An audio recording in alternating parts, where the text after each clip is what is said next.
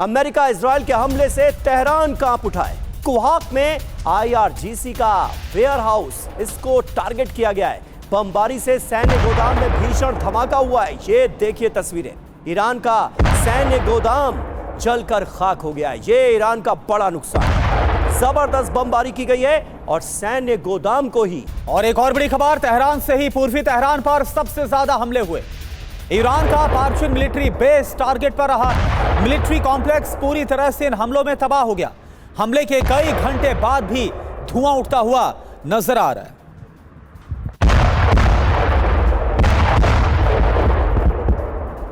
और ईरान की राजधानी तेहरान पर बड़े हमले हुए हैं और अब आपको उत्तरी तेहरान की तस्वीरें दिखाते हैं। कई किलोमीटर दूर तक यहां धमाके सुनाई दिए। आसमान में धुएं का गुबार कैसे धमाके के बाद उठता हुआ नजर आ रहा है। ये देखिए तस्वीरें।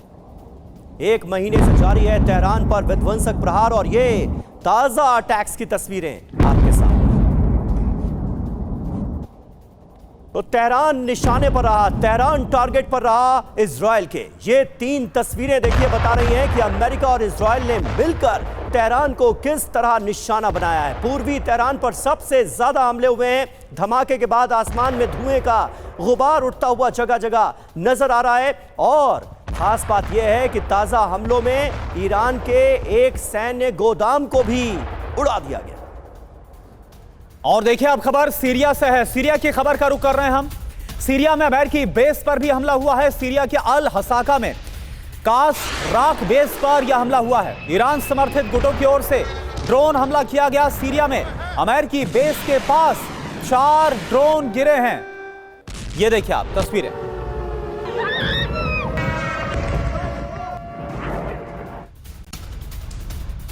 और इस बीच फारस की खाड़ी से एक बड़ी खबर आ रही है। ईरान के पास पहुंच गया है USS त्रिपोली। अमेरिका ने समंदर में ईरान की घेराबंदी की। एयरक्राफ्ट कैरियर USS त्रिपोली मध्य पूर्व पहुंच गया है। ये तस्वीरें आप देखिए। USS त्रिपोली में 3,500 नौसैनिक और मरीन्स तैनात हैं। F-35B और ट्रांसपोर्ट एयरक्राफ्ट भी इस पर मौजूद है। तो समंदर में अब ईरान की एक बार फिर घेराबंदी शुरू कर दी है अमेरिका ने।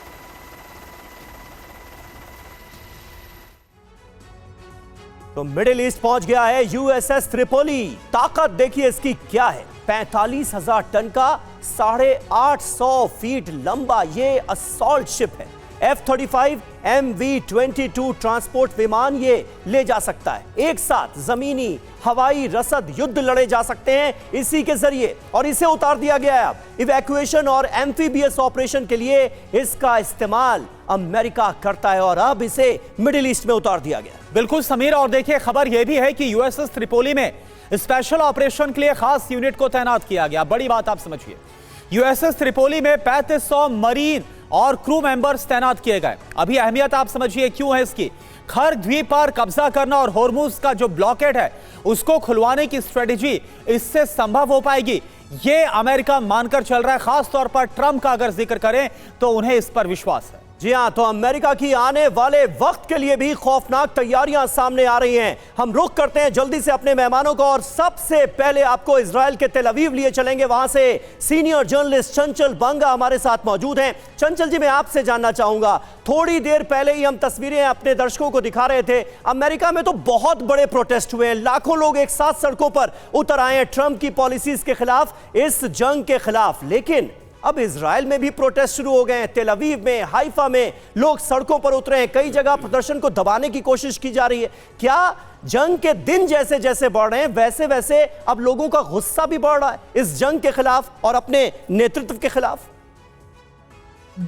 मतलब जो अभी जो है शांति के लिए कोशिश किया जा रहा है, किस तरह से पीस किया जाए। हाँ। क्योंकि काफी ईरान का या इजराइल में बहुत सारे जगह पे अभी जो अटैक हो रहा है जिसको डिफेंस टोटली किया गया है और अपना कोई इतना इफेक्ट नहीं हुआ, पर जितना भी हो सके कोशिश किया जा रहा है अभी जो वॉर को तो उसको रोक कर सके अगर ऐसा है। क्योंकि काफी दिन हो चुका है, हम लोगों का यहाँ पे अभी फेस्टिवल भी आना है, तो जिसके चलते लोग अभी बाहर निकलने की कोशिश कर रहे हैं, जो प्रोटेस्ट कर रहे ताकि शांति हो इजराइल में। जी बिल्कुल बिल्कुल, और यही वजह है कि अब जो लोग हैं समीर, ऐसा लग रहा है कि वो चाहते हैं कि इस पर अब कुछ जो फैसला है जो लिया गया उस पर एक बार फिर से नेतन्याहू विचार कर, इसलिए उस सड़कों पर उतरे हुए major general SVP Singh sir, एक बात बताइए, हर किसी के जहन में यही सवाल उठा है, अगर हम डायरेक्ट कन्फ्रंटेशन की बात करें, सीधी लड़ाई की बात करें, तो एक तरफ अमेरिका और इजराइल के हमले हो रहे हैं और बीती रात भी जो हमले हुए, 24 घंटे में हमले हुए, वो हमने दिखाए। कब तक अपने बल पर सस्टेन कर पाएगा, झेल पाएगा इन हमलों को, या फिर बोले कब तक टिका रह सकता है ईरान? देखें, जहाँ तक इजराइल का सवाल है, वो अक्टूबर 23 से जब हमास का अटैक हुआ तब से लड़ाई के हालात में है। वो उस समय 2 फ्रंट वॉर पर लगा रहा, गाज़ा, वेस्ट बैंक पैलेस्टीन और लेबनान के अंदर हिजबुल्लाह के सामने।